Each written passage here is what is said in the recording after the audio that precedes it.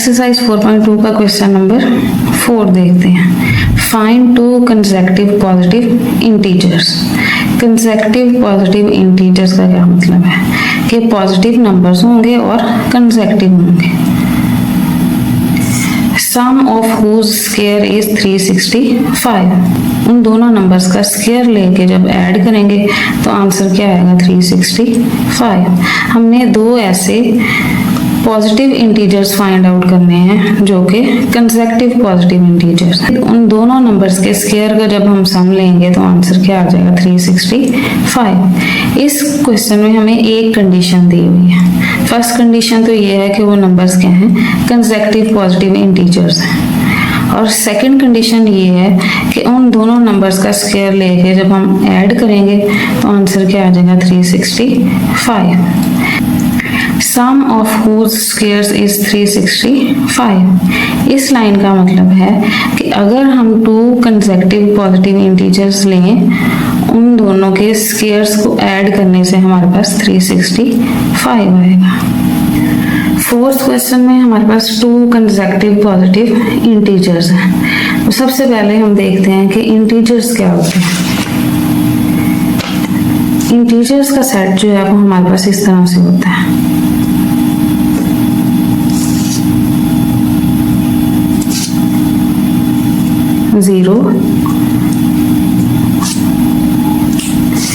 Zero के बाद right side पे सारे पॉजिटिव नंबर्स आ रहे हैं और infinite number of positive numbers यहाँ पे मौजूद हैं। इसी तरह जीरो के लेफ्ट साइड पे इसमें नेगेटिव नंबर्स भी मौजूद होते हैं।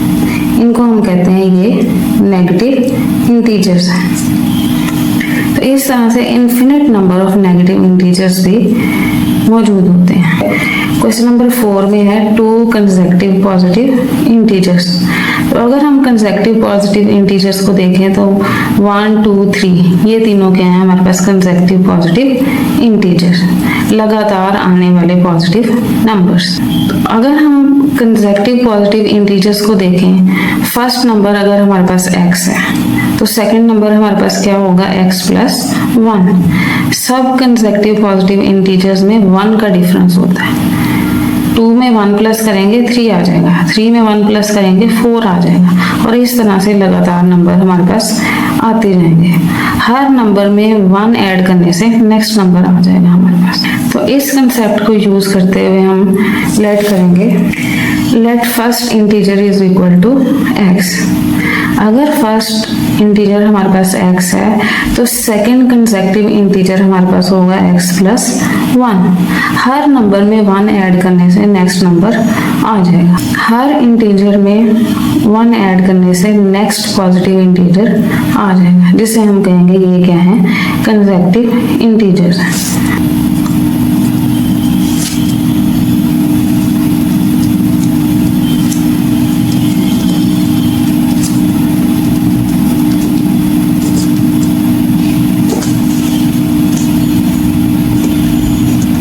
लेट फर्स्ट इंटीजर हमारे पास x है, तो this implies that second consecutive integer will be equal to x plus 1।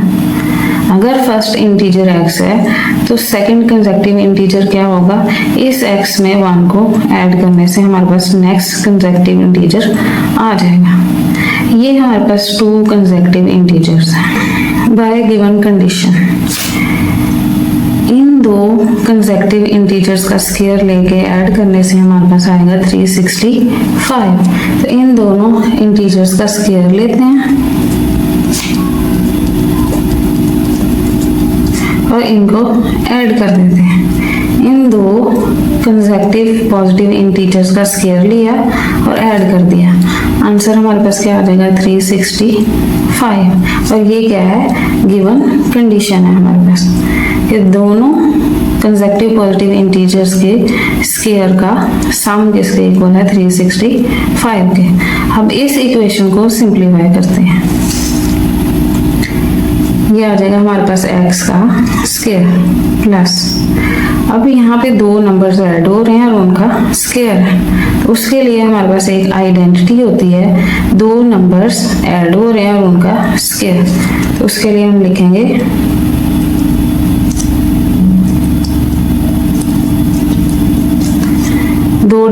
Numbers हैं ऐड हो रहे हैं और उनका स्क्वायर, तो ये किसके इक्वल आ जाएगा हमारे पास, फर्स्ट नंबर का स्क्वायर प्लस 2, इन दो नंबर्स को मल्टीप्लाई करेंगे प्लस सेकंड नंबर का स्क्वायर। तो इस आइडेंटिटी को यूज करते हुए हम इस स्क्वायर की वैल्यू लिखते हैं। फर्स्ट नंबर का स्क्वायर आ जाएगा प्लस 2, इन दो नंबर्स को मल्टीप्लाई प्लस 2 और इन दो नंबर्स को मल्टीप्लाई कर दिया। उसके बाद प्लस सेकंड नंबर का स्क्वायर 1 का स्क्वायर आ गया is equal to 365। X square plus X square, इन दोनों को हम प्लस कर सकते हैं। 1x स्क्वायर ये है, 1x स्क्वायर ये है, ये दोनों ऐड हो गए, हमारे पास आ जाएंगे 2x स्क्वायर प्लस 2 को x से मल्टीप्लाई किया 2x आ गया और 1 से मल्टीप्लाई करने से ये हमारे पास आ गया 2x प्लस 1 का स्क्वायर 1 आ गया। 365 राइट साइड पे ऐड हो रहा है, लेफ्ट साइड पे ये सब्ट्रैक्ट हो जाएगा is equal to 0। 2x square as it is आ गया plus 2x as it is, ये प्लस 1 है और माइनस 365 है, ये दोनों आपस में प्लस माइनस होंगे और प्लस माइनस के केस में साइन लगता है बड़ी वैल्यू का। यहाँ पे बड़ी वैल्यू के साथ माइनस है तो आंसर के साथ माइनस आ जाएगा। प्लस माइनस माइनस, इन दोनों को माइनस करेंगे, 365 में से 1 को माइनस करेंगे तो हमारे पास आ जाएगा 364। अब इस इक्वेशन को अगर हम देखें तो तीनों टर्म्स में 2 मल्टीप्लाई हो रहा है, 2x स्क्वायर से मल्टीप्लाई हो रहा है, सेकेंड में 2x से मल्टीप्लाई हो रहा है और 364। अगर हम 364 को 2 पर डिवाइड करें तो हमारे पास आंसर आता है 182। तो इसका मतलब है 364 की जगह पे हम लिख सकते हैं 182 मल्टीप्लाई बाय 2। तो इस टर्म में भी हमारे पास 2 मल्टीप्लाई हो रहा है 182 के साथ। तो इन तीनों टर्म्स में से हम 2 को कॉमन ले लेंगे, हमारे पास रह जाएगा x square plus x minus 182 is equal to 0। अब लेफ्ट साइड के साथ 2 मल्टीप्लाई हो रहा है, राइट साइड पे डिवाइड हो जाएगा।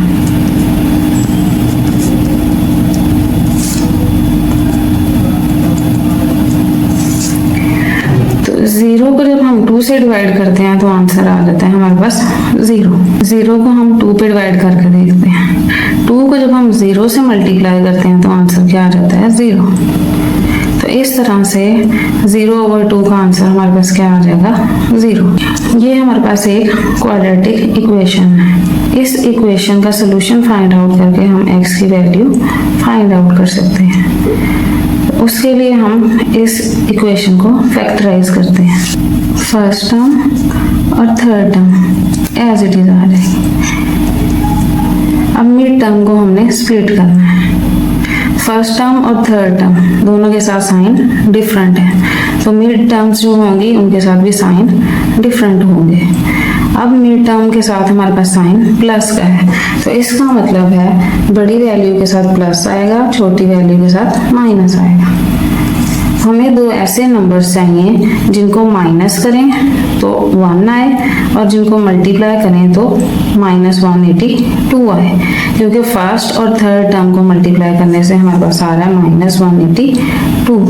एक्स स्क्वायर को जब हम -182 से मल्टीप्लाई करते हैं तो आंसर आ जाता है -182 एक्स स्क्वायर। इन दो टर्म्स को भी जब हम मल्टीप्लाई करेंगे तो आंसर क्या आना चाहिए, वो -182 एक्स स्क्वायर, और इन दो टर्म्स को जब हम माइनस करेंगे तो आंसर आना चाहिए 1। तो उन दो नंबर्स को फाइंड करने के लिए हम 182 की फैक्टराइजेशन करते हैं। 182 2 से डिवाइड होगा, 2 9s are 18, 2 1s are 2। अब 91 जो है 2 पे डिवाइड नहीं होगा। अगर हम इन दो नंबर्स को ऐड करें तो 9 + 1 10 होता है और 3 के टेबल में 10 नहीं आता। इसका मतलब है 91 3 से भी डिवाइड नहीं होगा। 91 के एंड पे 1 है, इसके एंड पे अगर 0 या 5 होता तो ये 5 पे डिवाइड हो जाता। तो 91 जो है 5 पे भी डिवाइड नहीं होता। उसके बाद नेक्स्ट प्राइम नंबर है हमारे पास 7। अगर हम 7 से डिवाइड करें तो 91 7 से डिवाइड हो जाएगा। पहले हम फर्स्ट ऑप्शन लिख लेते हैं। 2 को जब हम 91 से मल्टीप्लाई करते हैं तो हमारे पास 182 आता है, लेकिन इन दोनों का डिफरेंस जो है वो 1 नहीं होता, तो ये हमारे रिक्वायर्ड फैक्टर्स नहीं है। 91 को 7 पे डिवाइड करते हैं, हमारे पास आ जाएगा 7 1s are 7 and 7 3s are 21। 2 को 7 से मल्टीप्लाई करेंगे 14 आ जाएगा, और 14 को जब हम 13 से मल्टीप्लाई करते हैं तो आंसर क्या आ जाता है 182। और 14 और 13 इनको माइनस करने से हमारे पास क्या आ जाएगा 1 आ जाएगा। तो इसका मतलब है 14 एंड 13 ये हमारे रिक्वायर्ड फैक्टर्स हैं। इनको मल्टीप्लाई करने से 182 आएगा और इनको माइनस करने से 1 आएगा। और यहाँ पे हमने डिसाइड किया था कि बड़ी वैल्यू के साथ प्लस आएगा और छोटी वैल्यू के साथ माइनस आएगा। तो यहाँ पे बड़ी वैल्यू 14 है, 14x के साथ हमारे पास प्लस आ जाएगा और 13x के साथ हमारे पास माइनस आ जाएगा। इन दोनों को जब प्लस माइनस करेंगे तो बड़ी वैल्यू के साथ प्लस होने की वजह से आंसर के साथ प्लस आ जाएगा, और प्लस माइनस माइनस 14x में से हम 13x को माइनस करेंगे, आंसर हमारे पास आ जाएगा 1x। तो इन दो टर्म्स को ऐड करने से हमारे पास प्लस x आएगा, इन दो टर्म्स को मल्टीप्लाई करने से हमारे पास माइनस 182x स्क्वायर आएगा। प्लस माइनस माइनस 14 को 13 से मल्टीप्लाई करेंगे 182, x को x से मल्टीप्लाई करेंगे तो x स्क्वायर। तो मिड टर्म को हमने इस तरह से ब्रेक कर लिया कि इन दो टर्म्स को मल्टीप्लाई करने से वही आंसर आएगा जो फर्स्ट और थर्ड टर्म को मल्टीप्लाई करने से आया है, और इन दो टर्म्स को प्लस माइनस करने से वही आंसर आया है जो हमारी मिड टर्म है। अब इन टू टर्म्स में से हम कॉमन लेते हैं। अगर हम देखें तो इन टू टर्म्स में से सिर्फ x ही कॉमन लिया जा सकता है। यहाँ पे हमारे पास आ जाएगा x, बाकी रह जाएगा फर्स्ट टर्म में x और सेकंड टर्म में 14। इन दो टर्म्स में अगर हम देखें तो दोनों के साथ माइनस है, जबकि इस ब्रैकेट में दोनों वैल्यूज के साथ प्लस है। तो इसका मतलब है यहाँ पे हम माइनस को कॉमन ले लेंगे। फर्स्ट टर्म हमारे पास क्या है x, यहाँ पे फर्स्ट टर्म क्या है 13x, तो 13 को हम कॉमन ले लेंगे। 13 अगर हम देखें तो इसमें इस टर्म में x के साथ मल्टीप्लाई हो रहा है, और इस टर्म में अगर हम देखें तो 13 किससे मल्टीप्लाई हो रहा है 14 से, क्योंकि 13 को जब हम 14 से मल्टीप्लाई करते हैं तो आंसर क्या आता है 182। बाकी हमारे पास x रह जाएगा और यहाँ पे प्लस 14, क्योंकि माइनस को हमने कॉमन ले लिया। माइनस 13 को जब प्लस 14 से मल्टीप्लाई करेंगे तो हमारे पास फिर से माइनस 182 आ जाएगा। अब ये दोनों ब्रैकेट्स हमारे पास सेम है, इसका मतलब है यहाँ तक जो क्वेश्चन हमने किया है वो बिल्कुल ठीक है। इन दो टर्म्स में से हम x प्लस 14 इस ब्रैकेट को कॉमन ले सकते हैं। यहाँ पे हमारे पास आ जाएगा x प्लस 14, इसको कॉमन ले लिया। बाकी फर्स्ट टर्म में हमारे पास x रह गया और सेकंड टर्म में हमारे पास माइनस 13 रह गया, और ये हमारे पास किसके इक्वल है 0 के। अब फिर से दो ब्रैकेट्स मल्टीप्लाई हो रही हैं और आंसर 0 है। इसका क्या मतलब है, इसका मतलब है या तो x plus 14 is equal to 0 है या x minus 13 is equal to 0 है, या ये दोनों ही 0 है। अब इस इक्वेशन को सॉल्व करते हैं। 14 लेफ्ट साइड पे प्लस हो रहा है, राइट साइड पे माइनस हो जाएगा, तो x की वैल्यू यहाँ पे हमारे पास आ जाएगी minus 14।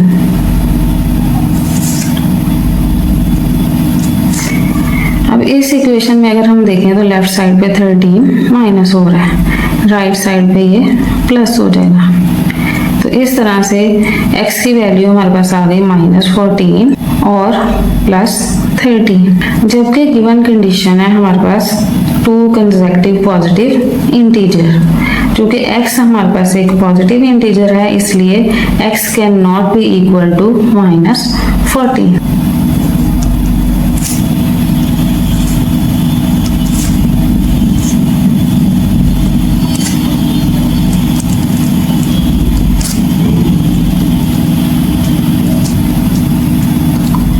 as x is a positive integer, so x cannot be equal to minus 14.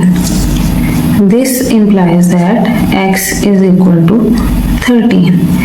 First positive integer हमारे पास क्या है 13। अब नेक्स्ट कंसेक्टिव पॉजिटिव इंटीजर हम देखेंगे वो कौन सा।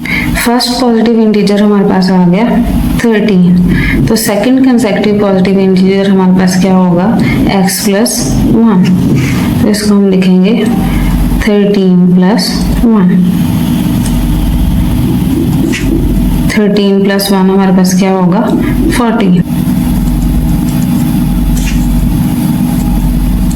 So 13 and 14 are required positive integers. ये 2 consecutive positive integers हैं जिनका स्क्वायर लेके ऐड करने से हमारे पास 365 आएगा। तो ये थी आज की वीडियो। आज की वीडियो में अगर आपने कोई अच्छी और नई चीज़ सीखी है, आपको इस क्वेश्चन की समझ आ गई है, तो इस वीडियो को लाइक करें, चैनल को सब्सक्राइब करें और बेल आइकन को प्रेस करें। Thank you.